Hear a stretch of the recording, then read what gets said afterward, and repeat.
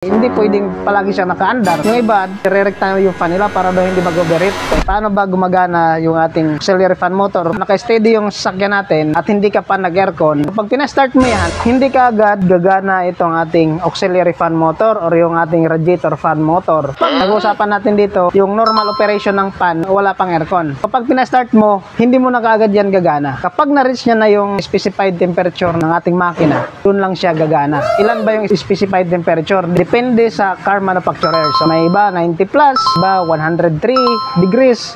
So pag namabot na yan dyan sa temperature na yan, gagana na yung fan natin. Okay?